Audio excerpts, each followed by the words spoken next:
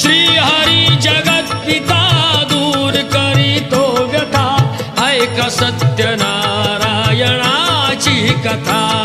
ही ऐक सत्यनारायणाची कथा ही ऐक सत्यनारायणाची